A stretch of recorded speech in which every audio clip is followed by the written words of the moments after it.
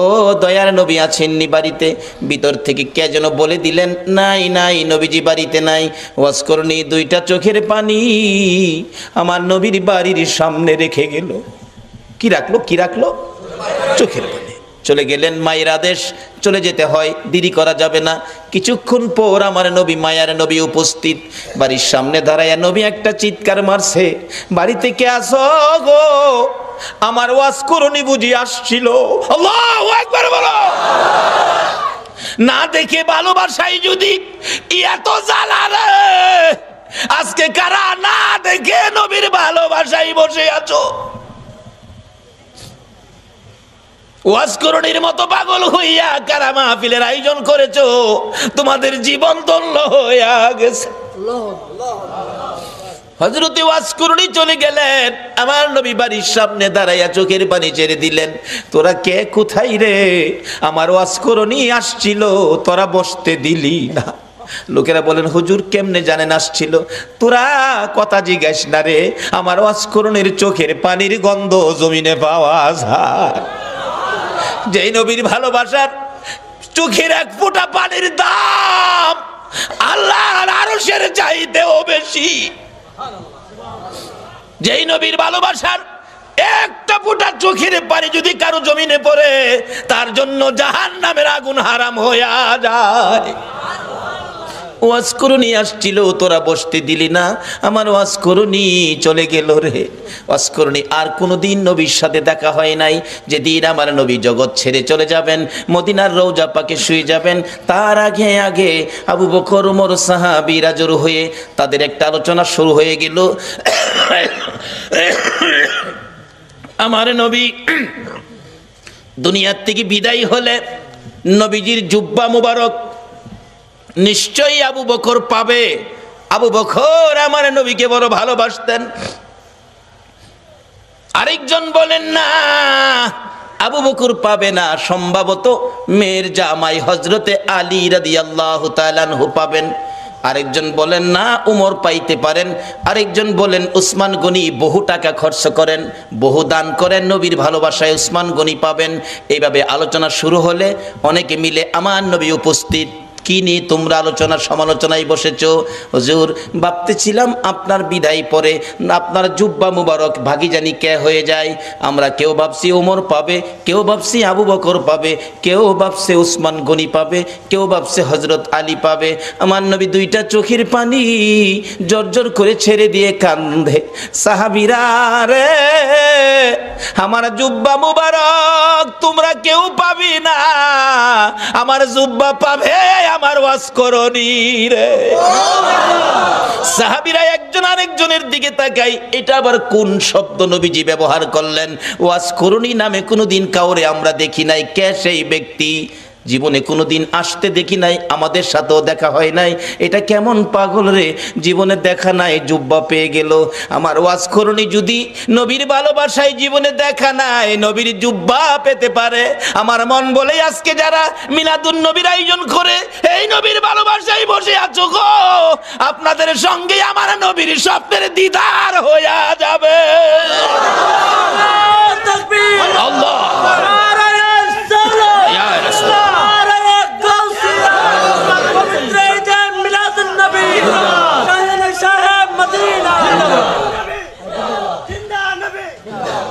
বাবারা ভাইরা, হযরতে ওয়াজ করণীর জন্য আমার নবী জুব্বা বাজেট করেছে না দেখে ভালোবাসায়। আমরাও তো না দেখে ভালোবাসায় বসে আছি। আজকে কি আমাদের নবী আমাদের জন্য একটা বাজেট কি নবী দিতে পারে না? নবী যে বাজেট করতে পারে এই বিশ্বাস কি আপনাদের আছে? এটা কি মানেন? তাহলে আসেন, অনেক সময় আবার অন্যজনে প্রশ্ন করে বসবে এটার প্রমাণ কি নবী যে বাজেট দিতে পারে। বাস্তবে আসেন, একটা মদিনার ঘটনা। মদিনায় একটা নবীর আশিক ছিল। নবীর আশিকটা নবীজির রওজা পাকের পাশে পইরা থাকে, খায় না। মানুষে কয় তুই খাইতি না, মইরা যাবি তো। কয় খাইতাম না। কেন খাইতি না? যে নবীর বাড়িতে আইছি, নবী যদি খাওয়ায় তাইলে আমি খাবো, না হয় মইরা যাবো, খাইতাম না। রোজার পাশে বইটা রয়েছে। নবীজি স্বপ্ন যুগে একদিন বললেন, এই পাগল, তুই যে পাগলামি করতেছস, আমি খাওয়াইলে খাইবি, এখন কি আমার চুলায় কি রান্না হয়? পাগল খয় রান্না টান্না বুঝি না, আপনি খাওয়াইবেন খামু, না খাওয়াইলে মরে যাবো। কি করব? নবীজি একদিন স্বপ্ন যুগে এসে 2টা রুটি, নবী পাক স্বপ্নে 2টা রুটি দিয়ে গেলেন। আচ্ছা বলুন, নবীজির স্বপ্ন কি স্বপ্ন না বাস্তব? বিশ্বাস করেন? তাইলে আপনি ইমানদার। যেই নবীর ওই রকম এক একজন ইমানদারের জন্য 10টা পৃথিবীর সমান একটা জান্নাতের বাজেট। নবীজির স্বপ্ন কি স্বপ্ন না বাস্তব? যদি কেউ নবীজিকে স্বপ্নে দেখেন, কোনো সন্দেহ নাই সরাসরি নবীকে দেখছেন, কারণ নবীর সুরত ইবলিশ ধরার ক্ষমতা নাই। 2টা রুটি নবী দিলেন। অনেক সময় স্বপ্নে আমরাও তো কিছু পাই, কিছু খাই, এরকম হয় না? হয় না? এক বেচারা স্বপ্নে দেখে চিকন চাইলের পোলাও, দেশি চাউল, দেশি মুরগির রান দেওয়ার আগে হাই খাইতাছে, স্বপ্নে খুব খাইতাছে। এবার যে মুরগির রানের তে গুস্ত ছুড়াই তো টান দিছে না, হাত গিয়া বাড়ি অলনি না হ লাগছে। বাড়ি অলনি তো চিল্লানি মারছে, আমারে মাইরা লাইছে রে, মাইরা লাইছে। চিল্লানিতে কিন্তু হ্যার ঘুম ভাঙছে। ঘুম ভাঙছে পরে কই কি হয়েছে, কি হয়েছে? কই তুমি আমার নাক ভাঙ্গা লাইছো। কই দেখ নাক ভাঙলে ভাঙছে, যে একটা খাউন খাইছি। বাড়ি অন্যি কয় আমি পাশে এত খাউন খাইলে আমারে কইলা না কি খাইছে একটু দেহি। তাড়াতাড়ি করে বাতি জ্বালাইছে, বাতি জ্বালাইয়া দেহে খাতা ছিঁড়া মুহ দিয়া থুই রাখছে। তা আমরার স্বপ্নের খাউন হইলো খাতা ছিঁড়া। বলুন নবীজির স্বপ্নে দেওয়া কি খাতা ছিঁড়া? আসুন না সেই নবীর পক্ষে যাই। আল্লাহু আকবার বলুন। ওই আশিক বলেন, পাগল বলেন, আমি 2 রুটি পাইয়া স্বপ্নেই খাইতে শুরু করলাম। খাইতে খাইতে 1.5 রুটি খাইলাম। অর্ধেক রুটি হাতে আমার ঘুম ভেঙে গেছে। ঘুম ভাঙ্গার পরেও দেখি আল্লাহর কসম, নবীর দেওয়া স্বপ্নের রুটির 1.5 রুটি খাওয়ার পর অর্ধেক রুটি এখনো আমার হাতের মধ্যে আছে। বলুন এই নবী এখনো উম্মতের কিছু দেওয়ার ক্ষমতা আছে কিনা? তাহলে আসুন সেই নবীর পক্ষে যাই, সেই নবীর দেখানো রাস্তাটার মধ্যে দাঁড়াই, তাহলে পাবো। নবীকে স্বপ্নে দেখলে এটা বাস্তব। একজন আল্লাহর ওলি, নামটা আমার খেয়াল নাই, খেলে আসলে বসবো। উনি স্বপ্নে দেখে নবীজির সামনে বসা, নবীজি এভাবে দাড়ি মোবারকে খাওয়াইতেছেন। এমন সময় একখান দাড়ি মোবারক ভাঙ্গা জমিনে পড়ে গেছে। ওই আল্লাহর ওলি কই হাই হাই, নবীজির দাড়ি মোবারক জমিনে। তাড়াতাড়ি করে হাতে ধরে মুঠ করে মুঠের মধ্যে নিয়ে আসছেন। ওনার ঘুম ভেঙে গেছে। দেখি ঘুম ভাঙার পরও হাতের মুঠ বন্ধ। মুঠ খুলে দেখে নবীজির দাড়ি মোবারক। ছিল স্বপ্ন, এখন বাস্তব। হাই হাই, নবীজির দাড়ি মোবারক কই রাখবো, কোথায় রাখবো? জায়গা ভালো জায়গা কই আছে? এখন না পায়া মাথার টুপির মধ্যে দিয়া সিলাই করে মাথায় রাখে। ওই আল্লাহর ওলি বলেন নবীজির দাড়ি মোবারক আমার মাথায় থাকার কারণে দিনের বেলা রৌদ্রের মধ্যে রাস্তায় বাহির হলে মেঘের টুকরা এসে আমার মাথার উপর ছায়া দিত। আজকে সে নবীর পক্ষে যতদিন মুসলমান না যাবে ততদিন পর্যন্ত বিপদ থেকে বাঁচতে পারবে না। বিপদ থেকে বাঁচার একটাই পথ, সেই পথটা হলো নবী মুহাম্মদুর রাসূলুল্লাহর পথ। যে নবী স্বপ্নে দিলে এখনো দিতে পারে, আচ্ছা সে নবীর পক্ষে আমরা যারা বসে আছি, নবীজি কি আমাদের কিছু দিতে পারে না? তাই বলতেছিলাম ওয়াজ করুনি নবীর ভালোবাসায় কি পাইতেছে দেখেন। আর আপনাদের জন্য কি বাজেট?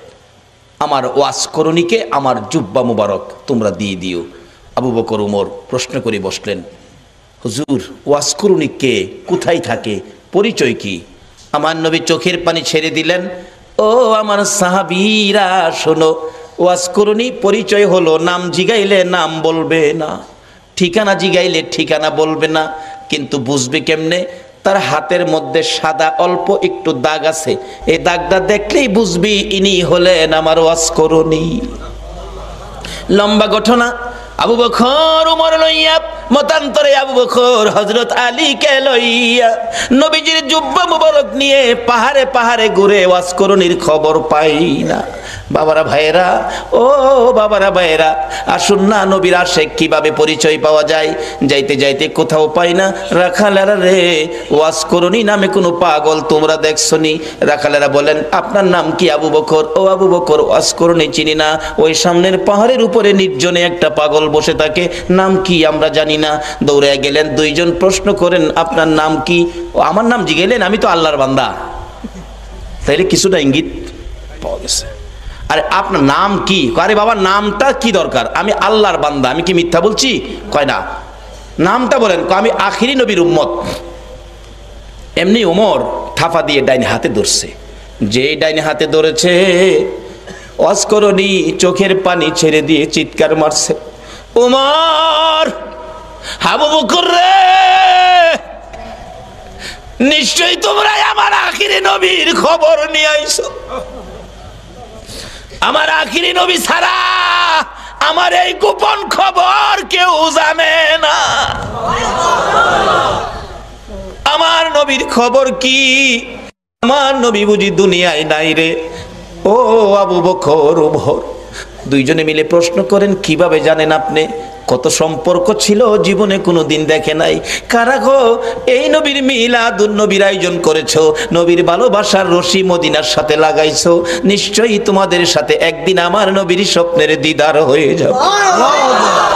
আবু বকর ওমর ডাকে, ও ওয়াজ করনি? নাই রে, আমার নবী দুনিয়ায় নাই। এই জুব্বা মোবারক তোমার জন্য বাজেট করেছে। ওয়াজ করনি বলেন আমার জন্য জুব্বা নিয়ে আসছো, এই জুব্বা আমি কেমনে রাখবো রে? আমার নবী নাই, আমি নবীর উম্মতের জন্য কি করব? আবু বকর ওমর প্রশ্ন করেন, আমরা আপনাকে কোনোদিন দেখি নাই, এত বড় বাজেট, এত বড় সম্পর্ক কিভাবে করলেন? আবু বকর ওমর দুইজনে প্রশ্ন করলে হযরতে ওয়াজ করনি ডাকে, আপনারা কি নবীকে ভালোবাসেন? হ। আপনারা ভালোবাসার কি প্রমাণ আছে আমারে দেখান তো। কথা কয় না, কি প্রমাণ আছে? নবীজির উহুদের জমিনে দুইটা দান মোবারক ভেঙেছে, আপনারা কি জানেন? হ জানি। দেখি আপনারা হা করেন। হা করলে, ও আবু বকর ওমর রে, নবীর দান নাই, তোমাদের মুখে দান দেখা যায় রে। কেমন ভালোবাসো? আমি ওয়াজ করনির মুখের দিকে তাকাইয়া দেখো, আমার মুখে একটা দাঁতও নাই। যেদিন শুনেছি আমার নবীর মুখে দাঁত ভেঙেছে দুইটা, আমি পাহাড়ে বসে পাথর দিয়ে ভাঙলাম দুইটা। উপরের দাঁত ভেঙে ভাবলাম উপরের দাঁত না নিচের দাঁত, নিচের থেকে ভাঙলাম দুইটা। এই দুইটা না হইয়া যদি ডান দিকের হয়, ডান দিক থেকে ভাঙলাম দুইটা। ডান দিকের উপরে না হইয়া যদি বাম দিকের দুইটা হয়, বাম দিকের ভাঙলাম দুইটা। এইভাবে আমি ওয়াজ করনি নবীর ভালোবাসায় ভাঙতে ভাঙতে 32টা দাঁত ভাঙলাম রে। নবীর ভালোবাসায় সবগুলো শেষ করে দিলাম।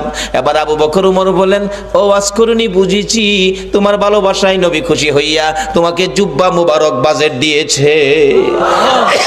ওয়াজ করনি জীবনে কোনোদিন আমার নবীর দেখা পায় না। এত দূর থেকে যদি ভালোবাসাই নবী পাকের জুব্বা মুবারক পাইতে পারে, আমরা বাংলার জমিন থেকে সত্যিকার অর্থে নবীর ভালোবাসা দিলে আমরা কি নবীর দিদার পাইতে পারি না? বাবারা, কোন নবী? যেই নবীর কথা মানার জন্য আমার আল্লাহ বলেছে কবরে যাওয়ার আগে মুসলমান হও। মুসলমান কিভাবে হবেন, কোন কায়দায় কোন আদর্শে মুসলমান হবেন? আল্লাহ বলেছে তোমরা আমার নবীর কথা মানো। কোন নবী? যেই নবী সকল সৃষ্টির জন্য রহমত। এখন এই নবীর কথা আপনারা মানা দরকার আছে কিনা?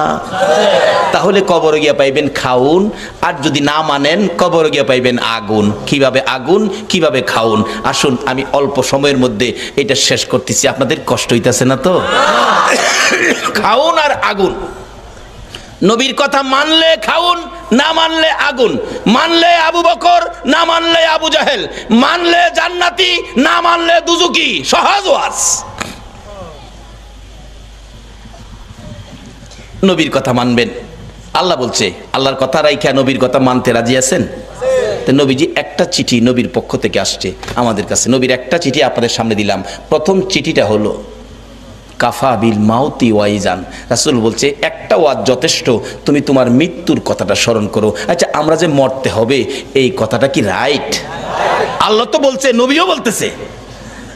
আচ্ছা, মরার পরে যে কবরে যাবেন, কবরের জন্য কি কোনো রোজগার করছেন? বাড়ি গাড়ি কত কিছু করলেন, এগুলি যে রোজগার করে বাড়ি টাড়ি করলেন, কবরে যে যাবেন, কবর রোজগার কি লইছেন? বাবারে যত সয় সম্পদ আছে, ময়রা দেখেন না, ময়রা দেখেন, যত সয় সম্পদ আছে আপনার মৃত্যুর পরে আপনার ছেলে মেয়েরা বাট করে নিয়ে যাবে, আপনারে একটা টাকাও দিবে না। ময়রা দেখেন না, এও তো কথা যে ময়রা আবার সাম কেমনে, এও তো কতই। আসুন তাহলে একটা বাস্তবতায় যাই। এক বেচারা ময়রা দেখছেন, এক বেচারা শুনছে কবরে গেলে আযাব হইব। হ্যাঁ কই একদিন ময়রা দেহি কবর গিয়া, জীবিত বেড়া কবর গেছে, নিজেই কবর কুইরা রাত্রে কবরের উপরে দিয়ে ছানি দিয়া ভিতরে বই রইছে, কি আযাব হয় দেখতো। ওয়ারেন্টের আসামি ধরতে পুলিশ যাইতেছিল, দারগা সাহেব যাইতেছে, দুই পুলিশ লইয়া এই যে রাস্তার কিনারে ফাও গেছে গা এই হের কবরের ভিতরে গেছে, পরে এমনি আনজাদা ধরছে। পুলিশ ডাকতেছে, স্যার স্যার বিপদ দি, কি হয়েছে? টর্চ লাইট লই আইন। টর্চ দেহে বাঙ্গা কবরও ফাও গেছে, দেহে ভিতরে এক বেড়া বসা, হেরে মাথার চুলো ধরে টেইনটা শেষরায় তুলছে। কিরে কি? স্যার কবর বলে আযাব হইব, মৌলবীরা কয়, এলেগে কবর বসলাম, দেখলাম কি আযাব হয়। কই আযাব নাই তো, খালি পুলিশে ভাড়া মারে।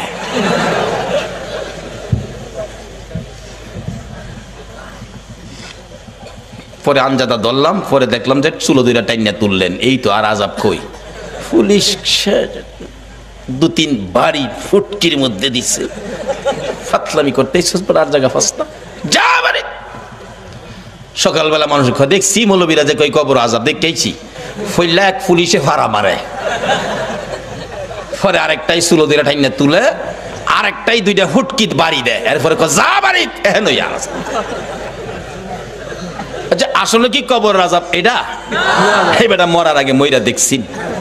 ও যুবক, কবরের আযাব পাকিস্তানের ঘটনা, 91 সনে মাসিক পত্রিকার খবর।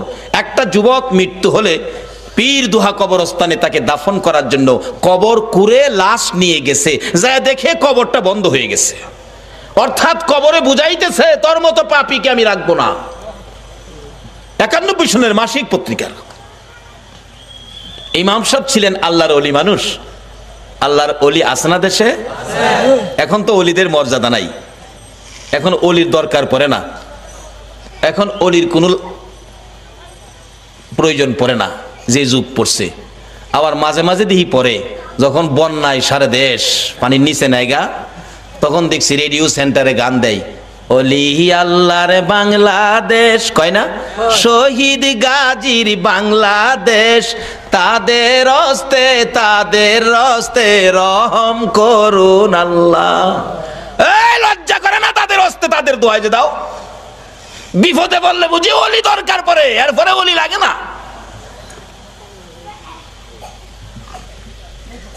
মুসলমানদের তিনটা শক্তি, একটা হলো তাওহীদ, আর একটা হলো রিসালাত, আর একটা হলো বেলায়াত।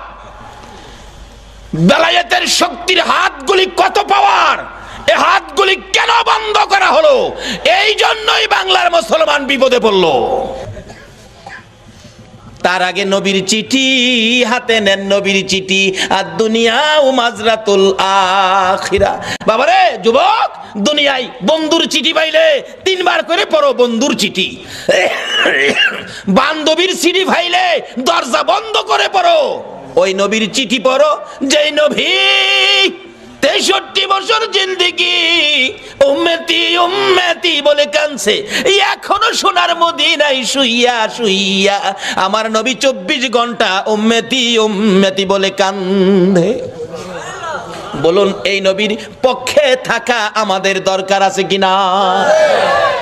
বাবারা ভাইয়েরা, এই নবীর চিঠির মর্যাদা যদি দিতে পারেন ভাগ্য ভালো হয়ে যাবে। চিঠির মর্যাদা দিয়েছেন উমরের জীবনী খুলুন, হযরত ওমর নবীর চিঠি নয়, নবীর আদুরের নাতি ইমাম হুসাইন রাদিয়াল্লাহু তাআলা আনহুর চিঠির মর্যাদা দিয়ে উমরের জীবন তো ধন্য হয়ে গেল। হুসাইনের চিঠির মর্যাদা দিয়ে যদি ওমরের জীবন ধন্য হয়, নবীর চিঠির মর্যাদা দিলে বলুন আমাদের জীবন ধন্য হবে কিনা? ওমর নবীর চিঠি নয়, আদরের নাতি হুসাইনের চিঠির মর্যাদা কিভাবে দিয়েছেন? হুসাইন, ওমর যখন মদিনার রাষ্ট্রপতি, হুসাইন এবং ওমরের ছেলে আব্দুল্লাহ দুইজন খেলাধুলা করতে যাইয়া এক পর্যায়ে হুসাইন বলে ফেললেন ওমরের ছেলেরে, গোলামের বাচ্চা গোলাম। আব্দুল্লাহ কয়, হুসাইন আমারে গোলামের বাচ্চা গোলাম কইছেন? হ্যাঁ, বুঝছেন আমার বাবা রাষ্ট্রপতি। বাগেরে থাপ্পড় দেয়, চিনেন না আমার বাবারে। বাড়িতে গিয়ে কয়, আব্বা ওমর কি? হুসাইন আমারে কয়, আমি বলে গোলামের বাচ্চা গোলাম, আপনি বলে বড় গোলাম, আমি বলে বাচ্চা গোলাম। ওমর হাসে, কয় আব্বা আপনি হাসেন, বিচারটা করতে হবে। ওমর ডাকে, ও আব্দুল্লাহ, যার বিরুদ্ধে বিচার দিয়েছ তার বিচার করার ক্ষমতা আমার নাই। রে আব্দুল্লাহ, যেই নবী সেজদায় গেলে হুসাইন নবীর ঘাড় মুবারকে বসে থাকে, হুসাইন গার মুবারকে বসে থাকলে আমার নবী নামাজের তাসবিহ 5 বার 7 বার 9 বার 11 বার হুসাইন নামে না। নবী চাইলেন নামাইতে, কেন? আল্লাহ নি প্রশ্ন করে বসে, বন্ধু গো, নামাজের সেজদায় গিয়ে নাতি কাঁধে লইয়া পড়ে আছো, নাতি পাইয়া কি আমি আল্লাহর কথা ভুলে গেছো? চাইছিলেন গাড় থেকে নামাবেন, এমনি সময় আমার আল্লাহ বলেন, জিবরাইল রে, আমার বন্ধুর কানে খবর দে, হুসাইন আমার বন্ধুর ঘাড়ে বসা আছে, আমি আল্লাহর কাছে বড় ভালো লাগে, যতক্ষণ পর্যন্ত হুসাইন ইচ্ছা করে না নামবে রে, ততক্ষণ পর্যন্ত যেন আমার বন্ধু সেজদায় পড়ে থাকে। এই হুসাইনের বিচার করার ক্ষমতা আমি উমরের নাই। না বাবা, বিচার করতে হবে, যাও জুমার দিন বিচার হবে মসজিদে নববীতে। ওমর রাষ্ট্রপতি মিম্বরে উঠে ঘোষণা দিলেন, হুসাইন আছেন? হ্যাঁ। আমার ছেলেরে গোলামের বাচ্চা গোলাম কইছেন? হ্যাঁ কইছি। তা আমি তো রাষ্ট্রপতি, আমি তো কোনো গোলাম না, আমারও গোলাম কইলেন, ছেলেরে বাচ্চা গোলাম কইলেন, কই গোলামি করলাম?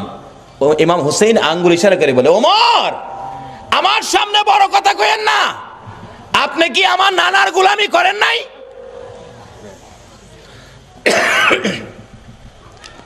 ওমর দুইটা চোখের পানি গাল বেবে জর্জর করে ছেড়ে দিলেন। মসজিদে নববীর মুসল্লিরা রে, তোমরা কি শুনেছো হুসাইন আমাকে কি বলছে? শুনেছি। আমি বলে নবীর গোলামি করেছি। হ্যাঁ। হুসাইন পারবেননি এই কথাটা কাগজে লিখে দিতে? পারবো, আমি দেখছি যেটা পারবো না।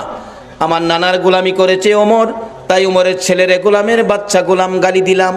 ওমর এই চিঠিখানি হাতে লইয়া ডাকে, মসজিদের নববীর মুসল্লিরা রে, আমি নবীর গোলামি করেছি, প্রমাণ দিয়েছে ইমাম হুসাইন, আমি ওমর আর কোথাও কোনো ভয় করি না। ওমর বলেন, হুসাইন বলেছে আমি নবীর গোলামি করেছি আর আমি ভয় পাই না, নবীর গোলাম হইয়া কবরে যাব।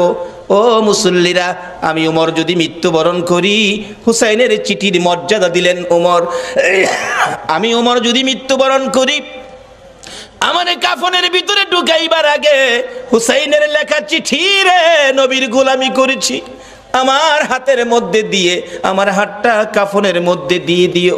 আমার আল্লাহ কই, ওমর রে, আমার নবীর আদরের নাতি হুসাইনকে ভালোবাসা দিলে, আমার নবী মদিনার রওজাত থেকে বলুন এই ভালোবাসার খবর পাইছে কিনা? হুসাইনের চিঠির মর্যাদা দিয়ে ওমরের অবস্থা কি? ওমর রাষ্ট্রপতি, মসজিদের নববীর মধ্যে নামাজের ভিতরে ওমরের কলিজার মধ্যে ছুরির আঘাত করেছে, জামাতের মধ্যে ওমর ঢলে পড়ে গেছে, রক্তে মসজিদের নববী লাল লাল হয়ে গেছে, মুসল্লিদের পায়ের নিচে জামাতের মধ্যে রক্ত যাইতেছে, মুসল্লিরা নামাজের মধ্যে চিৎকার মারছে, কার রক্ত রে? মসজিদে নববী লাল হয়ে গেছে। ওমর ঢলে পড়ে আছে, ওমরের ছেলে ডাকতেছে, মুসল্লিরা গো, আমার বাবারে আঘাত করেছে, কে জানি, দরজা বন্ধ করে দেন, প্রতিশোধ নিব, বিচার করব কোন মুনাফেক জানি আঘাত করেছে। ওমর ছোট্ট ছোট্ট সুরে ডাকে, ও বাবা আমার কাছে আসো, প্রতিশোধ নিবা, বিচার করবা আমাকে খুশি করার জন্য। হ বাবা, বাবা রে, বিচার করে প্রতিশোধ নিয়ে খুশি করতে পারবি না, আমাকে যদি খুশি করতে হয় আমি তো মরে যাব রে বাবা। একটা কথা শুনো। কি কথা? ছেলে, নবীজির রওজার পাশে আমার ভাই আবু বকর ঘুমাইছে, আর একটা জায়গা খালি আছে রে ছেলে, আমাকে যদি খুশি করতে হয় মা আয়েশা সিদ্দিকার কাছ থেকে অনুমতি নিয়ে আসো, আমি উমরকে নবীজির পাশে নিয়ে শোয়াইতে পারো। নবীর পাশে যদি আমারে শোয়াইতে পারো রে, আমি উমর খুশি হইয়া যাইব। অথচ তখনও তিনি রাষ্ট্রপতি, ইচ্ছে করলে গায়ের জোরে শুইতে পারতেন, কিন্তু ইসলাম কোনোদিন গায়ের জোর ব্যবহার করে না। নবীরে মানেন, সব বুঝে আসবে। দৌড়ে গেলেন উমরের ছেলে, মা আয়েশা সিদ্দিকা, আমার বাবাকে ছুরির আঘাত করেছে, বাবার মৃত্যু হয়ে যাবে, বাবা কাঁদতেছে, নবীজির রোজার পাশে একটু জায়গা এখানে শোয়ার জন্য অনুমতি দেবেন?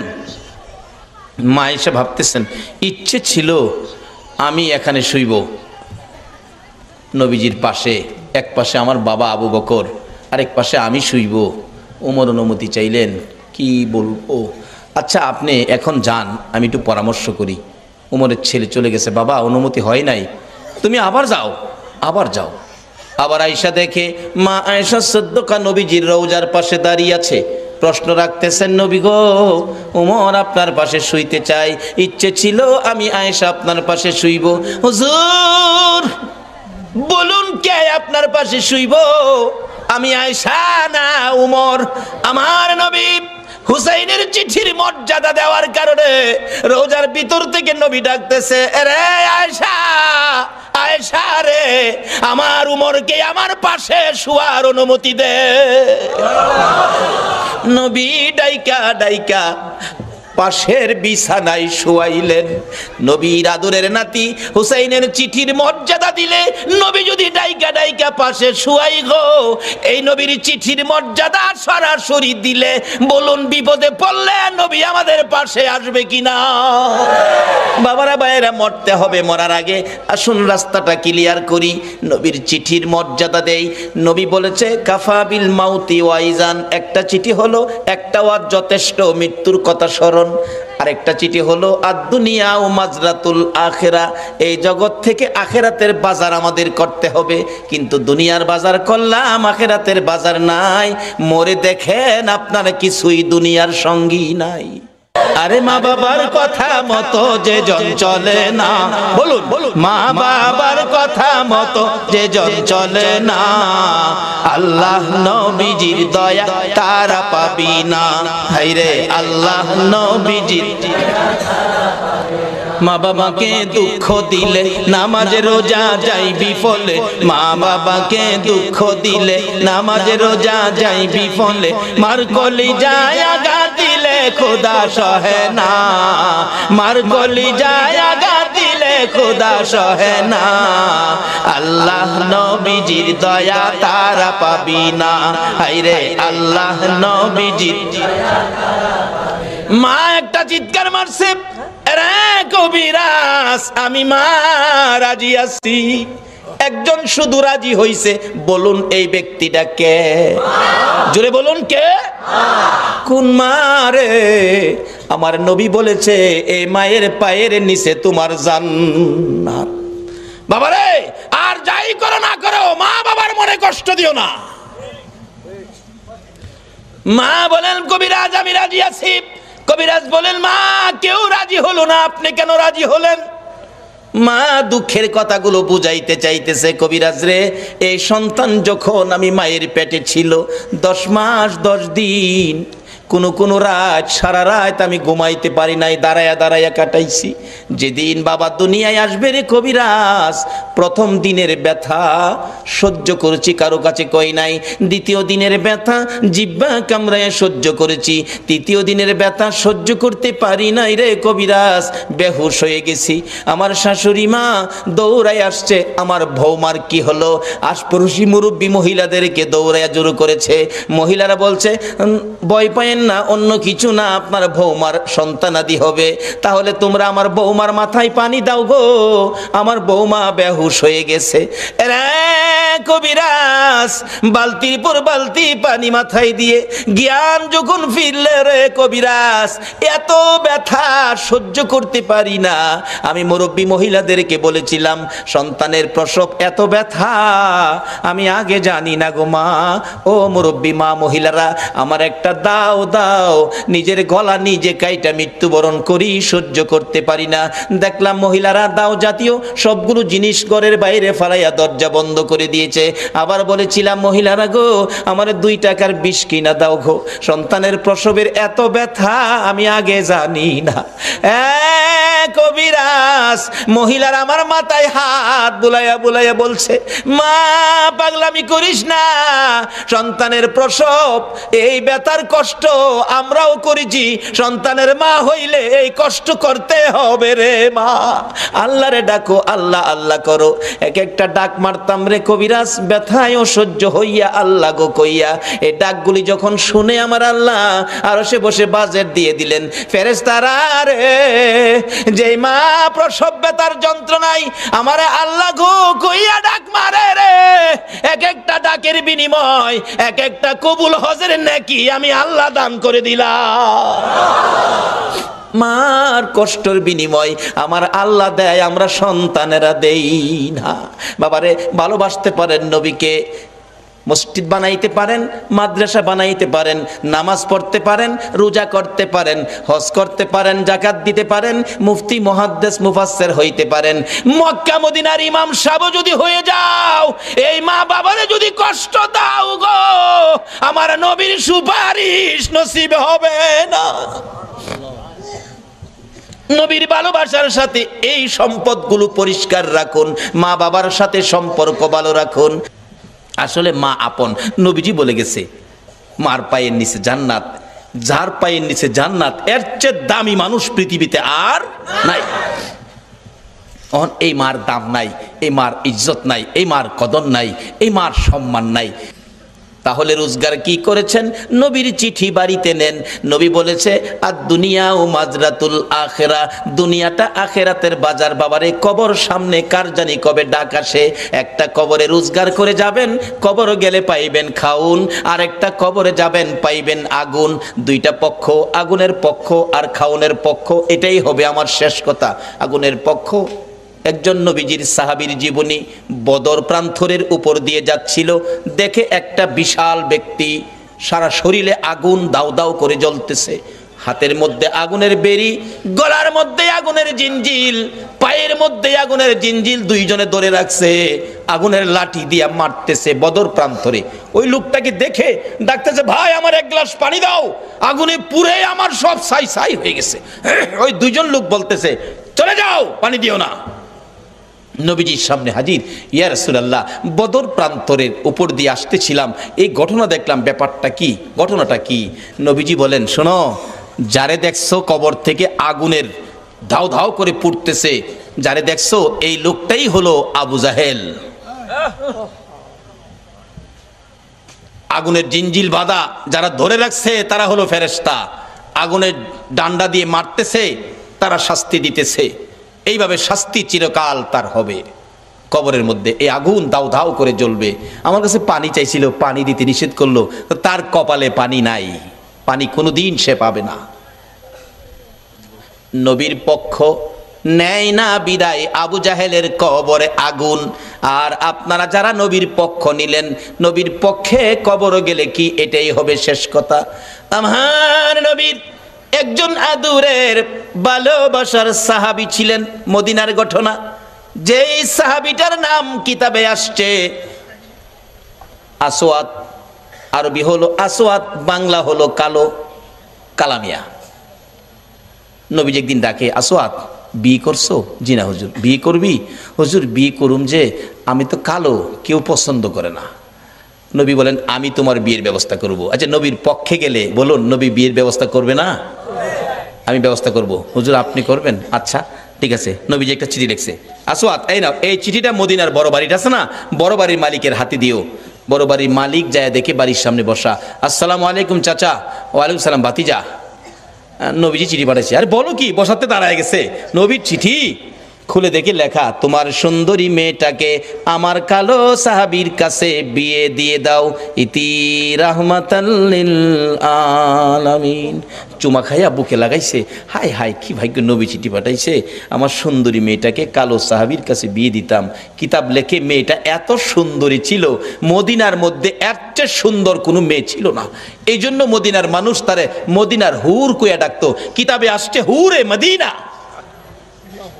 এই নবীর পক্ষ ধরুন, কে বসে আছো নবীর পক্ষে, কার সেই নসিব? চিন্তা করতেছে, সাহাবীটা লিখলো কালো, মেয়েটা সুন্দর, কালো নবীজি লিখছে, মানতে হবে। ছেলেটা যে কালো, কেমন কালো জানি, চায় দেখতেছে ভালো করে, চায় দেহে, আরে বাবারে একবারে জাহাজ মার্কা। আসলে এমন কালোই ছিল, এখনো মদিনায় কালো বংশের লোক আছে, গেলে দেখতে পারবেন। আসওয়াত জি,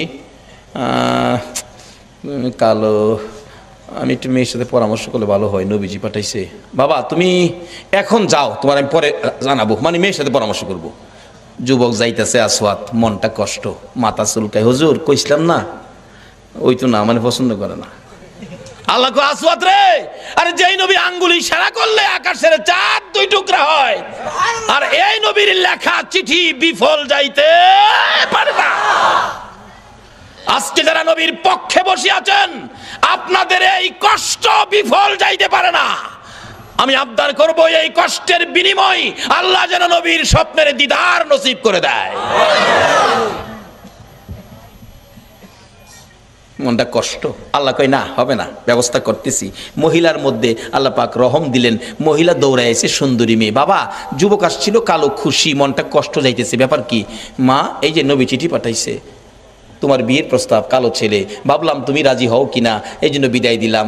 মেয়েটা চিঠিটা হাতে নিয়ে চুমা খাইয়া বুকে লাগাইয়া ডাকে, বাবা এত নিষ্ঠুর কেমনে হইলা গো, যেই নবীর কথা মানার জন্য আমার আল্লাহ বলেছে, এই নবীর কথা আমার বিয়ের প্রস্তাব। বাবা আমি কালো আর সুন্দর বুঝি না, আমি নবীর কথা মানি রে। ও সোনার বাংলার ভাইয়েরা, মা বোনেরা, যে ইয়াসরিব নামের পাথর আর বালুর দেশ, এই নবীর কথা মাইনা নবীর ভালোবাসা দিয়ে যাইয়া দেখো সোনার মদিনা হইয়া গেছে। আজকে সোনার বাংলা নাম দিয়ে নবীর ভালোবাসা দিতে পারলাম না, বিদায় সোনার মানুষ হইতে পারলাম না। মদিনার মহিলারা পর্যন্ত আমার নবীরে কত ভালোবাসে। নবী জীবনী, নবী যুদ্ধে রওনা হলেন, একজন মহিলা 6 মাসের একটা বাচ্চা ছেলে কোলে লইয়া রাস্তায় দাঁড়াইয়া দাঁড়াইয়া কান্দে। আমার নবী বলেন, মহিলা রে, বাচ্চা কোলে লইয়া কান্দো, ব্যাপার কি হুজুর? মহিলারা যুদ্ধে যাওয়া নিষেধ হয়ে গেছে, আমার আর কেউ নাই গো, আপনার পক্ষে কারে আমি যুদ্ধে দিব? ও মা বোনেরা, তোমার কোন সন্তান এই মাহফিল কমিটির সদস্য গো? তোমার ভাগ্য ভালো, ওই মদিনার মহিলা নবীর পক্ষে দেওয়ার জন্য কুলের সন্তান লইয়া দাঁড়াইয়া রইছে। আজকে কোন মায়ের সন্তান এই মিলাদুন নবীর কমিটির সদস্য হয়েছে? মা গো, তোমার জীবন ধন্য। হুজুর আমার এই ছেলেটাকে যুদ্ধের ময়দানে নিয়ে যান, আমার আর কেউ নাই, কাকে আপনার পক্ষে দিব? নবীজি হাসে, এ কি বললা তুমি? 6 মাসের শিশু, সে কি যুদ্ধ করতে পারবে, তীর মারতে পারবে? এবার ডাকতেছে মহিলাটা, হুজুর জানি সে পারবে না, কিন্তু আমার মনে বড় দুঃখ, না জানি নবীর গায়ে কেউ আঘাত করে গো নবী, আমার ছেলেটারে নিয়ে যান, তীর যদি মারতে নাও পারে, আমার মন বলে কাফের বেঈমানেরা যদি আপনার দিকে লক্ষ্য করে তীর মারে গো নবী, এই তীরগুলো আপনার গায়ে লাগার আগে আগে আমার ছেলেটারে তীরের সামনে তুলে ধরে রাখবে। তীর খাইয়া আমার 6 মাসের ছেলে দুনিয়ার থেকে বিদায় হয়ে যাবে, আমি মায়ের কোনো দুঃখ থাকবে না, কিন্তু রাসূলের গায়ে যেন আঘাত না লাগে। মদিনার মহিলারা পর্যন্ত এইভাবে আমার নবীরে ভালোবাসতেন। আজকে ইয়াসরিব নামের পাথরের দেশ সোনার মদিনা হয়ে গেছে। এবার মেয়েটা ডাকতেছে, বাবা গো, আমি সুন্দর আর কালো বুঝি না, নবী চিঠি পাঠাইছে, নবীর কথা মানতে যাইয়া সুন্দরী মেয়ে কালোর কাছে বিয়ে বসতে রাজি হয়ে গেলাম। বাবা ডাক দেন, যাইতেছে গা, নবী কষ্ট পাবে। মদিনার মহিলারা পর্যন্ত নবী কষ্ট পাবে এই কাজ করতে রাজি না। ডাক দেন, বাবা তো আগেই রাজি। আসওয়াত কালামি আসেন। ডাহের সাইজ দেখা যা ভালোই, বিয়াটা যদি হয় আপনারা কি দাওয়াত দিলে যাইবেন? কেউ রাজি না, যাইতেন না? বুঝছি কিছু টাকা পয়সা লাগে হয়তো বিয়াত গেলে, লেগে রাজি না। আরে এই বিয়ার টাকা লাগতো না, রাজি কিনা কন? যাওন লাগতো না, বিয়া হয়ে গেছে। আসেন। আসসালামু আলাইকুম চাচা। ওয়ালাইকুম সালাম বাতিজা, কি ব্যাপার? বাবা আমার মেয়ে তো রাজি হয়েছে। কত রাজি হলে তো খুশির ব্যাপার। আল্লাহ রাজি হইতো না, রাজি করাইছি। নবীর পক্ষের বেইজ্জতি হতে পারে না, এটা আল্লাহ দেবে না। বাবা শুনেন, মহারানার টাকা আনছেন? আসওয়াদ কয় মহারানার টাকা, নবীর চিঠি ছাড়া আমার কাছে আর কিছু নাই। আচ্ছা এই নবীর চিঠি থাকলে আর লাগে কিছু? নবীর চিঠি কিছু নাই। মেয়েটা কয় আব্বা আপনি না ধনী মানুষ, নবী যখন পাঠাইছে মনে হয় গরিব লোক, মহারানার টাকা দেওয়ার জন্য আপনি তাকে কিছু সাহায্য দেন। কেমন মেয়ে, বাবারে পরামর্শ দেয়, নবী খুশি হইব কোন কাজে দেন, নবী খুশি হইব, আল্লাহ খুশি হইব, সাহায্য, যৌতুক না সাহায্য। মেয়ের পরামর্শ দিলেন, আসওয়াত নেন এটা মহারণা দিয়েন। আবার জিগাই, আসওয়াত আজকে বিয়ে হলে একটা নতুন কাপড় কিনতে পারবি, টাকা আছে? ওই এমটি পকেট, একবারে খালি, কিছু নাই। দিবেন কিনা কন? না দিলে জামুগা, অন সাহসে উঠছে। মেয়েটাকে বাবা এটা পাগল, যাইতে দিয়ে না, নবী কষ্ট পাইব। বাবা আপনি না ধনী মানুষ, কেমন মেয়ে ও বাবারে পরামর্শ দেয়, ধনী মানুষ না আপনি, দেন না বাবা। একটা কাপড়ের টাকা দিলেন, মহারানার টাকাও বাবা দিলেন। লইয়া আসওয়াত মদিনার মার্কেটে বিয়ের বাজার করবে। কাপড়ের দোকানে ঢুকলেন, দোকানদার কাপড় দে, সুন্দরী মেয়ে বিয়ে করব, দেখেন কোনটা নিবেন কোনটা না। আসওয়াত দেখতেছে কোনটা নিবে কোনটা না। এমন সময় শুনে রে রাস্তা দিয়ে কে যেন পাগলের মতো দৌড়ায়, এতিমের মতো কান্দে আর ডাকে, রে মদিনার দোকানদারেরা, ও মদিনার যুবকেরা, ও মদিনার সাহাবীরা, খবর পাইছো নি আল্লাহর বন্ধু যুদ্ধের ময়দানে রওনা হয়ে গেছে। এমনি সময় যুবকেরা দৌড়াইয়া বাড়িতে গিয়ে যুদ্ধের পোশাক পরে তরবারি হাতে মার পায়ে সালাম করতেছে, মা গো বিদায় দাও গো মা। নবী বলে যুদ্ধে গেছে, বিদায় দাও, দেখা হবে হাসরের ময়দানে। দোকানদারেরা দোকান বন্ধ করতেছে, দোকানদারি করবে না। আসওয়াত নিজেকে নিজে প্রশ্ন করে, ও আসওয়াত, নবী বলে যুদ্ধে যাইতেছে, তুই কি এখন যুদ্ধের বাজার করবি না বিয়ের বাজার করবি? মন ফাইসালা দিলেন নবী যুদ্ধে যাবে, বিয়ের বাজার করব না। বিয়ের বাজারের সবগুলো টাকা লইয়া, নবীর ভালোবাসা কাকে কয়, একটা তরবারি বিয়ের বাজারের টাকা দিয়ে যুদ্ধের বাজার তরবারি কিনে নবীর পিছে পিছে দৌড়াইয়া যুদ্ধের ময়দানে যুদ্ধ করতে করতে হযরতে আসওয়াত শহীদ হয়ে গেছে। যে যুদ্ধে 70 জন সাহাবা জীবন দিয়েছে। আমার নবী যুদ্ধ শেষে ডাকতেছেন, সাহাবীরা রে আমার শহীদদেরকে দাফন কর, গোসল দিস না রে, রক্ত মাখা জামাগুলো পাল্টাইস না, রক্ত মাখা জামা সহ দাফন করে দে।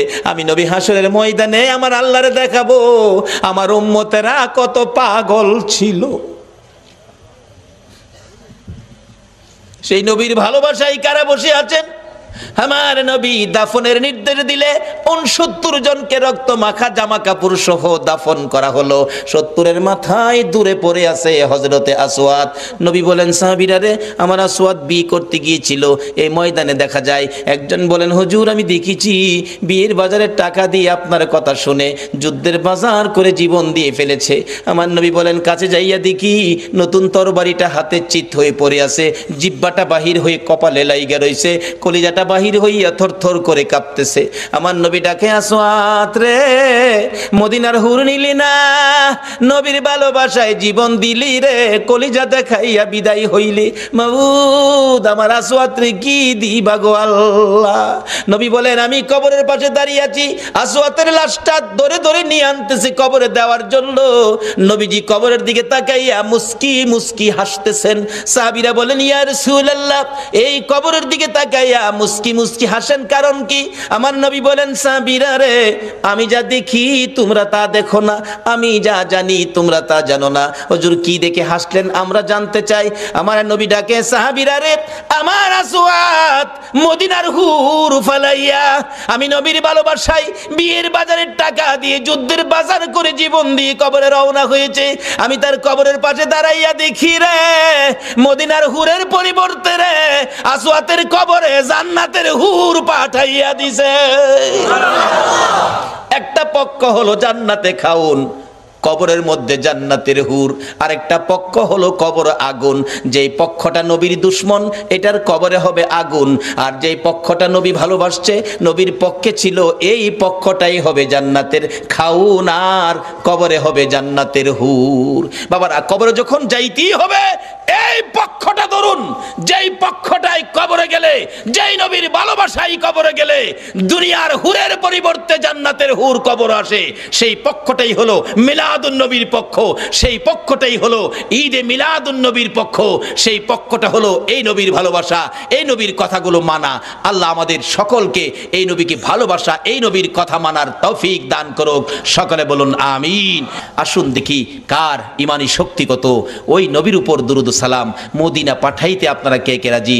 আসুন নবীর উপর দুরুদ সালাম মদিনা পাঠাইয়া নবী সালাম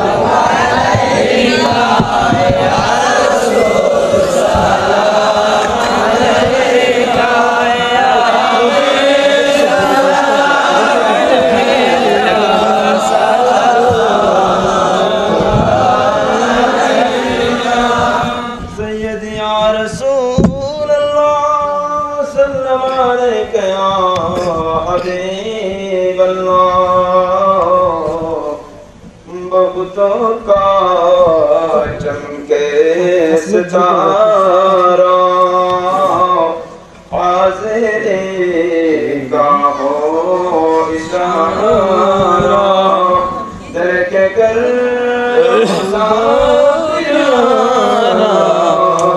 करता है गुनाह तुम्हारा या नबी सलाम अलैका या रसूल सलाम अलैका या हबीब सलाम अलैका सलावतुल्लाह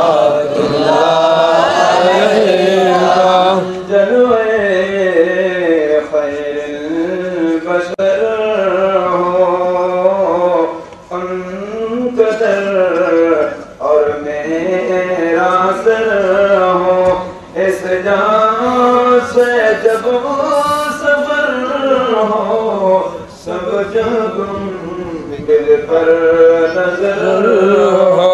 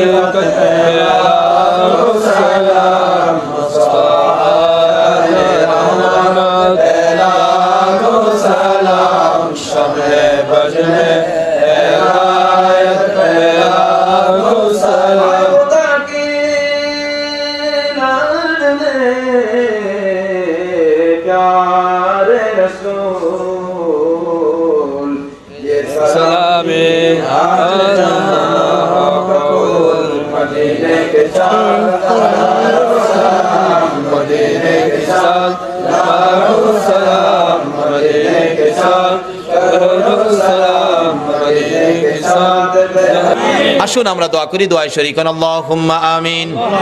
রব্বানা যালামনা আনফুসানা ওয়া ইল্লাম তাগফির লানা ওয়া তারহামনা লানাকুনান্না মিনাল খাসিরিন। রব্বিরহামহুমা কামা রব্বায়ানি সগীরা। রব্বুল আলামিন জান্নাতের বাগানে বসে জান্নাতি মেহমান লইয়া তুমি যার প্রেমে সব বানাইছো, ওই নবীর আশেক পাগল লইয়া বাংলার জমিন থেকে দুরুদ ও সালাম মদিনা পাঠাইছি গো আল্লাহ। আমাদের দুরুদ ও সালাম গুলো পাখির মতো উড়াইয়া উড়াইয়া দয়ার নবী মায়ার নবীর রওজা আতহারে পৌঁছাইয়া দাও আল্লাহ গো। মিলাদুন নবীর উসিলাই, আজকের মাহফিলের উসিলাই, দুরুদ ও সালামের উসিলাই আমরা যারা হাত বানাইছি আমাদের তামাম জিন্দিগির গুনাহগুলো ক্ষমা করে দাও। মাবুদ, জানি দুনিয়ায় থাকবো না, আমাদের আগে যারা আসছিল সবাই বিদায় হয়ে গেছে, কবে জানি আমরা বিদায় হয়ে যাই। জানি পৃথিবীতে থাকবো না, তারপরেও শয়তানের দোকাই পড়ে দুনিয়ার মায়ায় পড়ে যত গুনাহ করেছি সবগুলো গুনাহ এই মাহফিলের উসিলাই মাফ করে দাও আল্লাহ গো। মাফ যদি না করো, কবে জানি মৌতের চিঠি দিয়ে আজরাইল পাঠাইয়া দাও, কবে জানি কার বিছানা খালি হইয়া যায়, কবে জানি বড় বাড়ি বড় ঘর সুন্দর বিছানার থেকে চারজনে দৌড়ে দৌড়ে টাইনা টাইনা বাহির করবে। উঠানের কিনারে পর্দা টানাইয়া উত্তর দিকে মাথা দিয়ে শোয়াইয়া নাকে কানে তুলা লাগাইয়া রে বড়ি পাতার গরম পানির জীবনের শেষ গোসল করাবে। আদুরের সন্তানেরা বারিন্দায় দাঁড়ায়া দাঁড়ায়া ডাকবে, বাবা গো পর্দার ভিতরে কিসের গোসল করো গো বাবা। মা টাইনা টাইনা সন্তানের বুকে জড়াবে, আয় এতিম, এতিম রে আয় আমার বুকে আয়, তোর বাবা যেই গোসল করে রে আজ থেকে তোমরা এতিম হইয়া গেছো। মউত কত এতিম দেখি রাস্তায় রাস্তায় দাঁড়ায়া কান্দে। একটা এতিম ছেলে ঈদের দিন পুরান জামা কাপড় লাগাইয়া কান্দে। জিজ্ঞেস করি, বাবা কেন কান্দো? হুজুর সবাই নতুন জামা পরলো, আমার নতুন জামা নাই। কেন নতুন জামা নাই? বাবাকে বলো নতুন জামা দিবে। ছেলেটা কান্দে, হুজুর আমার বাবা নাই, আমি এতিম গো এতিম, একটা জামা কিনার মতোই আমার কেউ নাই গো। ও এতিম রে এতিম। কবে জানি কার সন্তানেরা এতিম হয়ে যায়, কবে জানি কার জীবনের শেষ গোসল, কবে জানি কার জীবনের শেষ পোশাক সাদা কাপড় লাইগা যায়। ওই দিন আসার আগে এ মাহফিলের উসিলায় আমাদের সবাইকে তুমি মাফ করে দাও। আমাদের মধ্যে যারা বিপদে আছে বিপদ থেকে উদ্ধার করে দাও, যারা ঋণগ্রস্ত আছে ঋণ থেকে মুক্ত করে দাও আল্লাহ গো।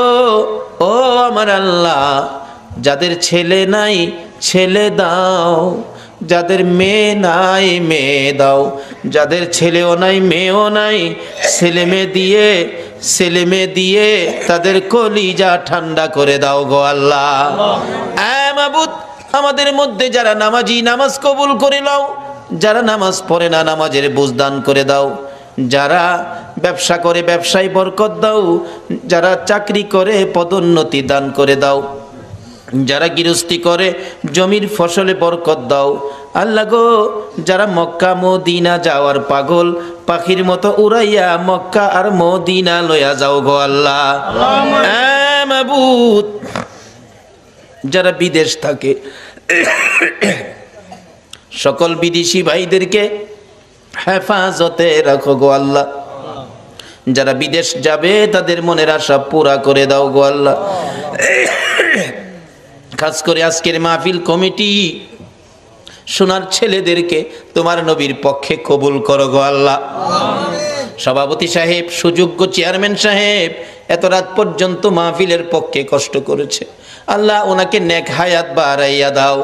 এই পর্যন্ত যারা মাহফিলে মিলাদুন নবীর পক্ষে কষ্ট করে বসে আছে গো, সবাইকে তোমার নবীর স্বপ্নের দিদার দেখাইয়া দিও গো আল্লাহ। তোমার নবীর স্বপ্নে না দেখাইয়া কারু গায়ে সাদা কাফন লাগাইও না গো আল্লাহ। আল্লাহ মিলাদুন নবীর পক্ষে যারা বসা সকলকে তুমি আফত বিপদ আযাব গজব অ্যাক্সিডেন্ট বা মুসিবত শয়তানের শয়তানি দুশ্মনের দুশ্মনী হইতে বাঁচাইয়া রহমত বরকত শান্তি দ্বারা ভরপুর করে দাও গো আল্লাহ। আল্লাহ খাস করে দোয়ার দরখাস্ত করেছেন, এই মাহফিলে সাহায্য করেছেন প্রবাসী ভাইয়েরা, আল্লাহ যাদের সহযোগিতায় এই মাহফিল কায়েম হয়েছে, আল্লাহ তাদেরকে নেক হায়াত বাড়াইয়া দাও। এই সংগঠনের সদস্য ভাইরা বড় কষ্ট করে নবীর বাগান সাজিয়েছে, আল্লাহ গো এই সদস্য ভাইদেরকে তুমি নেক হায়াত বাড়াইয়া নবীজির প্রেমের মালা গলায় পরাইয়া দাও। আল্লাহ যাদের পিতামাতা কবরে মাফ করে দাও। আল্লাহ যারা পরীক্ষার্থী পরীক্ষা দিতেছে, মা বাবার মনে বড় আশা রে ছেলে মেয়ে ফাঁস করে বাড়িতে আসবে, আল্লাহ মা বাবার কলিজা ঠান্ডা করে দিও। সকল পরীক্ষার্থী ভাই বোনদেরকে তুমি কামিয়াবি দান করে দিও গো আল্লাহ। ইয়া আল্লাহ খাস করে মাহফিলে যারা স্বেচ্ছাসেবক পরিশ্রম করেছে কষ্ট করেছে, আল্লাহ তাদেরকে নেক হায়াত দাও, নবীর গোলাম হিসাবে কবুল করে নাও গো আল্লাহ। যাদের সহযোগিতা করেছে এই মাহফিলের জন্য, আল্লাহ এই গ্রামবাসী সকলে মিলে তাদের মিলেমিশে থাকার তৌফিক দাও। যারা মাহফিলে কষ্ট করেছে সাহায্য সহযোগিতা করেছে, তাদেরকে তুমি আল্লাহ সব জায়গায় সাহায্য করে দিও গো আল্লাহ। ইয়া আল্লাহ খাস করে যারা এই প্রতি বছর মাহফিলের পক্ষে থাকে, আল্লাহ মাহফিলে থাকে থাকবে আসছে আসবে সাহায্য সহযোগিতা করেছে করবে, সকলকে তুমি কাল কিয়ামতে নবীর গুদারায় উঠাইয়া ফুলসিরাতের ফুল পার করে দিও গো আল্লাহ। এই সংগঠনের সদস্য যারা বিদেশ থাকে সবাইকে তোমার দুরুদ সালাম, আল্লাহ গো তোমার নবীর দুরুদ সালামের প্যাকেট করে তোমার কুদরতি হাতে দিলাম। এই সদস্য বিদেশের জমিনে যারা থাকে সবাইকে তুমি হেফাজতে রাখো গো আল্লাহ। সকলকে তুমি রুজি রোজগারে বরকত লাগাইয়া বেশি বেশি করে নেক হায়াত বাড়াইয়া দাও। আল্লাহ যারা নবীর মিলাদের পক্ষে আসে না, আল্লাহ সবাইকে বুঝ দিয়ে নবীর মিলাদের পক্ষে কবুল করে নাও। আল্লাহ মসজিদ কমিটির সদস্যদেরকে নেক হায়াত বাড়িয়ে দাও, তোমার ঘরের খেদমত বেশি বেশি করার তৌফিক দান করে দাও। আল্লাহ যাদের ছেলে নাই ছেলে দাও, যাদের মেয়ে নাই মেয়ে দাও, যাদের ছেলেও নাই মেয়েও নাই ছেলে মেয়ে দিয়ে কলিজা ঠান্ডা করে দাও। আল্লাহ যাদের অনেক উপযুক্ত ছেলে রুজি রোজগারের ব্যবস্থা নাই, আল্লাহ এই যুবকদেরকে রুজি রোজগারের ব্যবস্থা করে দাও। অনেক উপযুক্ত মেয়ে বিয়ে শাদী হয় না, আল্লাহ তুমি তাদের বিয়ে শাদীর ব্যবস্থা করে দাও। আল্লাহ এই এলাকায় রহমত বরকত দিয়ে ভরপুর করে দাও। আল্লাহ আমাদের সকলকে আসমানি জমিনি বালা মুসিবত হইতে বাঁচাইয়া রহমতের প্যাকেটের মধ্যে কবুল করে নাও। আল্লাহ এই মাহফিল তোমার কুদরতি হাতে দিয়ে গেলাম, কিয়ামত পর্যন্ত এই মাহফিল তুমি কায়েম রাখো। এই মাহফিলের পক্ষে যারা আসছে আসবে সাহায্য সহযোগিতা করেছে করবে, সকলকে কাল কিয়ামতে নবীর গুদারায় উঠাইয়া ফুল সিরাতের ফুল পার করে দিও। আল্লাহ মা বোনেরাও কষ্ট করেছে, রাবিয়া বস্তির মতো বানিয়ে দাও। কাল কিয়ামতে খাতুনে জান্নাত ফাতেমাতুজ জাহরার সাথে হাসর নসিব করে দিও। আল্লাহ মাহফিল শেষে যারা যেখানে যাবে সহি সালামতে পৌঁছাইয়া দিও।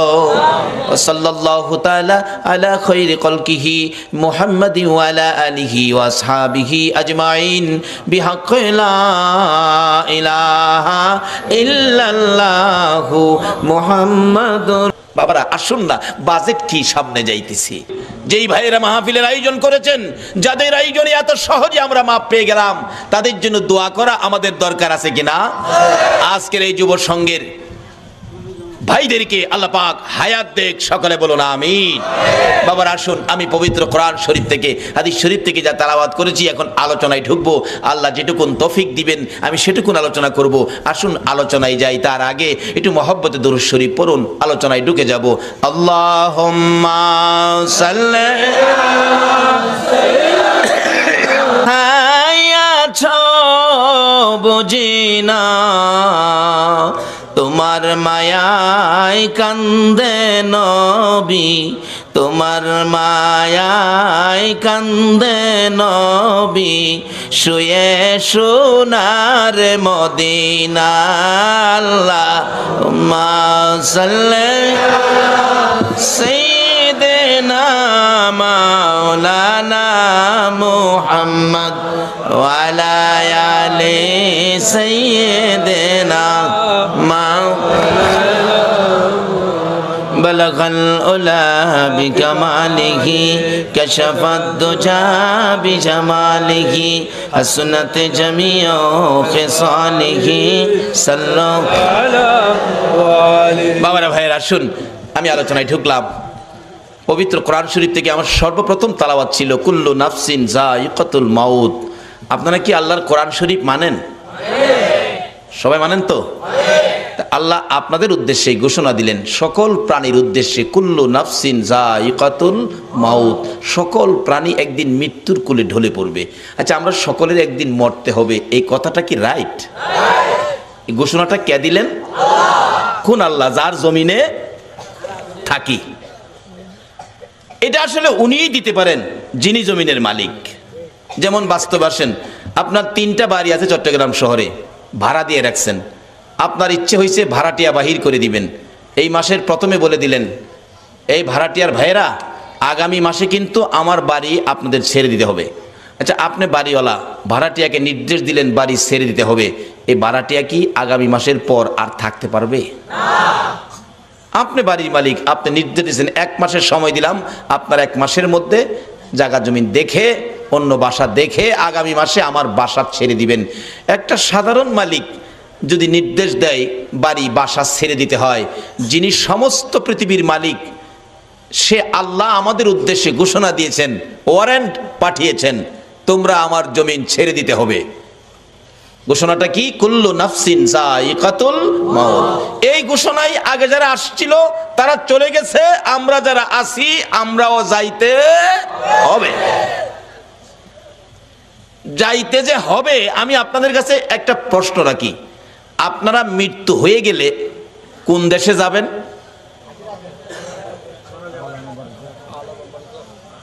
কবরে যাবেন না? আখেরাত তো এখন না, আখেরাত তো বহু দূরে।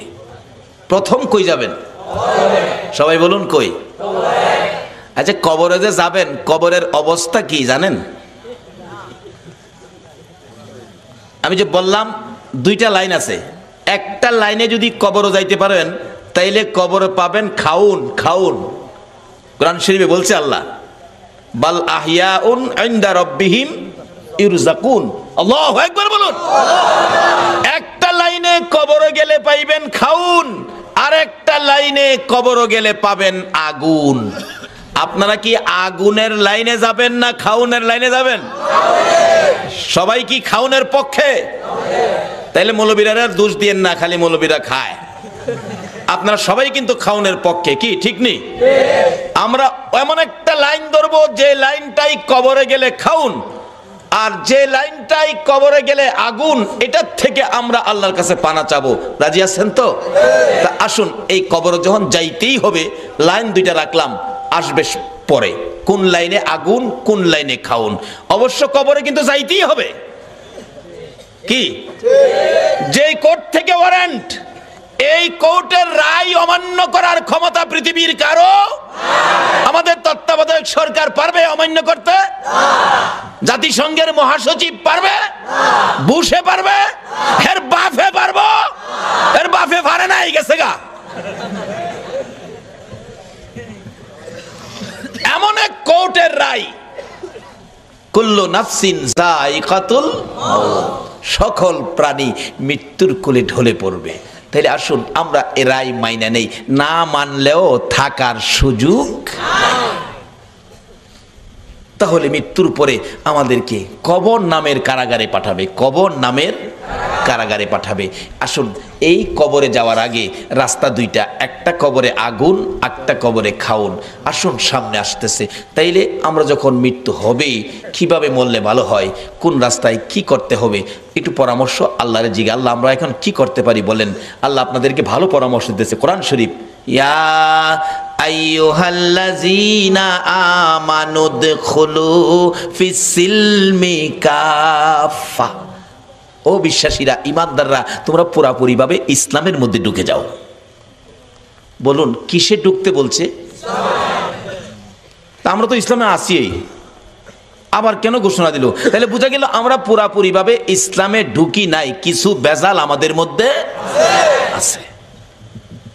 এই বেজাল যে আছে এটা বুঝবেন কেমনে যে কোন জিনিসটা বেজাল কোনটা সঠিক? আল্লাহ তাও কোরআন শরীফে ফাইসালা দিছে। তোমরা সঠিকটা বুঝতে গেলে তোমরা একটা কাজ করো, সেটা কি? অমাইয়ুতির রাসূলা ফাকাদ আতাল্লাহ। তোমরা আমার রাসূলের কথাগুলি শোনো। কার কথা বলুন? এই রাসূলের কথা চন্দ্রের শুনে, শোনেনি? সূর্যের শুনে, আল্লাহু আকবার বলো। কুল কায়নাত শুনে, আল্লাহর আরশ কুরসি লৌহ কলম শুনে, এমন কোন মাখলুকাত নাই যিনি আমার নবীর কথা শুনে না। কেন? এই নবীর কথা শোনার জন্য বলেছে আমার আল্লাহ। আল্লাহ বলেছে তোমরা আমার এই রাসূলের কথাগুলি শুনো, মানো, কারণ এই নবীর কথা মানলেই হবে আমি আল্লাহর কথা মানা। কোন নবী? তাও আল্লাহ ঘোষণা দিয়েছে কোন নবী? ওমা আরসালনাকা ইল্লা রাহমাতাল লিল আলামিন। যে নবী সকল সৃষ্টির জন্য করুণা, সকল সৃষ্টির জন্য যিনি রহমত। বাবারা ভাইয়েরা, এই নবীর কথা যদি মানতে পারেন, এই নবীর পক্ষে যদি আসতে পারেন, তাহলে আমার আল্লাহ আপনাকে কি দিবে? মা বাবারা ভাইয়েরা, মক্কার ঘটনা বাস্তব ঘটনা। এই নবীর পক্ষে সর্বপ্রথম যিনি জীবন দিয়েছিলেন ইনি একজন মহিলা, ইনি হলেন হযরতে সুমাইয়া। সুমাইয়ার জীবনী নবীজির পক্ষে থাকবে, নবীজিকে ভালোবাসবে, নবীজির কথা মানবে, নবীর আদর্শ ধরবে, নবীর পক্ষে থাকবে, ইসলাম বুঝবে, ইসলাম শান্তি, ইসলামের পক্ষে থাকবে।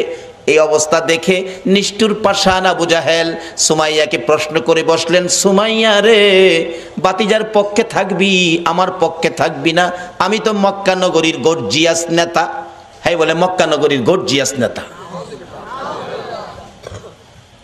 সুমাইয়া ডাকে, ও মা বোনেরা শোনো, তোমাদের মতো একটা মহিলা নবীর পক্ষ ধরে জীবনে কি রোজগার করেছে? রে আবু জাহেল, তোমার কথা মানার জন্য আমার আল্লাহ বলে নাই, কিন্তু তোমার বাতিজার কথা মানার জন্য আল্লাহ বলেছে। আপনারা কি আল্লাহর কথা মানতেন না? সুমাইয়া কয়, মুখে মুখে কথা বলে দিলাম আবু জাহেল, তোর কথা শুনবো না, আমি আমার নবীজির কথা শুনবো। আবু জাহেল বলেন, এত বড় দুঃসাহস কারো তো নাই এই মক্কা নগরীতে। আবু জাহেল নিষ্ঠুর পাষাণ এক পর্যায়ে রাগ হইয়া সন্ত্রাসী আবু জাহেল সুমাইয়াকে শেষরাইয়া ঘর থেকে বাহির করে মরুভূমির খোলা জায়গায় দাঁড় করাইয়া টাইনা টাইনা পরনের সবগুলো কাপড় খুলে ফেলেছে। যে কাপড়টা খোলা যায় না টাইনা টাইনা ছিঁড়ে ফেলেছে। একবারে উলঙ্গ করে পাগলিনী আমার নবীর আদরের, আমার নবীর পাগলিনী সুমাইয়াকে উলঙ্গ করে দাঁড় করাইয়া ডাকতেছে, আবু জাহেল ও সুমাইয়া, বল এবার তোরে কে রক্ষা করবে? সুমাইয়া চোখ দুইটা বন্ধ করে হাতটা এইভাবে বুকের উপর রেখে চোখের পানিগুলো গাল বেয়ে বেয়ে জর্জর করে ছাড়তেছে। আবু জাহেল ডাকে, মক্কার লোকেরা রে, দেখা যা, আমার বাতিজার পক্ষের লোক সুমাইয়াকে উলঙ্গ করেছি। সুমাইয়া কান্দে, মাবুদ। আবু জাহেল মক্কার মানুষ ডাকে আমারে দেখার জন্য, তোমারে একবারও ডাক দেয় না। মাবুদ, আমি সুমাইয়া তোমারে ডাক দিলাম, তোমার বন্ধুর পাগলিনী সুমাইয়ারে দেখা যাও না। আমার আল্লাহ বলেন, সুমাইয়া রে, আমার বন্ধুর ভালোবাসায় বেইজ্জতি হইতেছস, আমি আল্লাহ তোর দাওয়াত কবুল করলাম, আমি তোরে দেখব। আবু জাহেল রাগ হয়ে গেছে, আল্লাহরে ডাকো দেখার জন্য, দাঁড়াও ভালো করে দেখাইতেছি। ঘরের ভিতরে যাইয়া বল্লম নিয়ে বেরিয়ে আসলেন আবু জাহেল। বল্লম নিয়ে এসে আমার নবীর পাগলিনী সুমাইয়া রে তল পেটের নিচে এত জোরে আঘাত করলো, সুমাইয়া চিত হয়ে জমিনে পড়ে গলাকাটা মুরগির মতো লাফায়, জিব্বাটা বাহির করে দিয়ে কান্দে, মাবুদ গো, তোমার বন্ধুর পাগলিনী সুমাইয়ার জীবন যায় গো, দাওয়াত দিলাম দেখা গেলা না। আমার আল্লাহ ডাকে, জিবরাইল রে, আমার বন্ধুর পাগলিনী সুমাইয়ার জীবন যায় কাঁদতেছে দেখার জন্য। আমি আল্লাহ কেমনে খালি হাতে দেখবো রে, আমার জান্নাতুল ফিরদাউসটা উঠাইয়া দে। বন্ধুর পাগলিনী সুমাইয়ারে আমার জান্নাতুল ফিরদাউস দান করে দিলাম। এই নবীর পক্ষ ধরে হযরতে সুমাইয়া মহিলা হইয়া কবরে যাওয়ার সময় জান্নাতুল ফেরদাউস হাতে লইয়া ওই কবরের মধ্যে ঢুকেছে। আপনারা কি জান্নাত নিবেন না জাহান্নাম নিবেন? জান্নাত নেওয়ার রাস্তাই হলো নবী মুহাম্মদুর রাসূলুল্লাহর রাস্তা। শুধু জান্নাত নয়, আজকে যারা নবীর ভালোবাসায় বসে আছেন, আপনারা কি কেউ নবীজিরে দেখছেন? কেউ দেখছেন না? এই নবীর ভালোবাসা দেখেন নাই, বাংলার জমিনে বসে আছেন। এইভাবে আপনাদের মতো ভালোবাসায় নবীরে দেখে নাই হযরতে ওয়াসকরণী। 7 বছর বয়স নবীরে ভালোবাসে। কয় বছর? কিন্তু ওয়াসকরণী পিতাহারা হয়ে গেলেন। মার গলায় ধরে কান্দে, মাগো বাবা নাই, সংসার কেমনে চলবে? মা বলেন, বাবা চিন্তা করো না, আল্লাহ চালাবে। ওয়াসকরণী সম্পূর্ণ সংসারের দায়িত্ব নিতে হলো। 7 বছর বেড়া বকরি দুম্বা লইয়া পাহাড়ে পাহাড়ে যায়। বেড়া বকরি দুম্বা ছেড়ে শুধু গুনগুন গুনগুন করে গান গায়। দয়ার নবী মায়ার নবী গো, আপনি আমার জীবনের জীবন। বলুন, দয়ার নবী মায়ার নবী গো, আপনি আমার। ওয়াসকরণী নবীরে দেখে নাই এই চোখে, শুধুমাত্র নবীর ভালোবাসার গান গাই। দিন যাই রাত্র যাই, মাঝে মাঝে পাহাড়ের চূড়ায় নিরিবিলি বসে নবীর ভালোবাসার গান গাই। এদিকে কারো কারো দুম্বা, কারো কারো বকরি ভাগে থাফাইয়া নিয়ে যায়। মাঝে মাঝে বিচার যায় মায়ের কাছে, ও ওয়াসকরণীর মা, তোমার ওয়াসকরণীর বেড়া বকরি দুম্বা অনেকগুলি বাগে নিয়ে গেছে। মার কাছে বিচার গেলে, বাড়িতে আসলে ওয়াসকরণী জিজ্ঞেস করে, মা বাবা গো, তোমার বেড়া বকরি দুম্বা বলে বাগে খাইছে, তুমি কইছিলা? মা আমি কাছে ছিলাম না, তাহলে খবরটা কি? ওয়াসকরণীটা ডাকে, মা গো আমি দেখেছি বাঘ আসছে গো মা, কিন্তু বাঘ আসে ঠিকই, আমার বকরির পাশে বাঘ নাকটা লাগাইয়া গো, নাক আমার বকরির গায়ে লাগাইয়া হাত লাগায় না। রে নবীর আশিকেরা গো, যেই নবীর আশিকে ওয়াসকরণী, তার বেড়া বকরি দুম্বা জংলার বাগে খায় না, নাক লাগাইয়া হাত লাগাই না। মা আমি দেখেছি ভাগ এসে আমার বকরি ছেড়ে দিয়ে অন্যের বকরি ধরে নিয়ে যায়। এ হলো নবীর ভালোবাসার পুরস্কার। মাগো কোনোদিন ভয় পাইও না, ওয়াসকরণীর বকরি জংলার বাগে খাবে না। ওয়াসকরণীর মধ্যে আছে নবীর ভালোবাসা, যেই নবীর সৃষ্টি না হইলে বাঘের সৃষ্টি হতো না। ওয়াসকরণী একদিন মাকে বললেন, মা আমাকে একটু অনুমতি দিবেন, আমি নবীর সাথে দেখা করে আসি। যাও বাবা, দেরি করো না, তাড়াতাড়ি আইসো। নবীজি বাড়ির সামনে চোখের পানি ছেড়ে ছেড়ে ডাকেন, আমার নবী আছেননি বাড়িতে?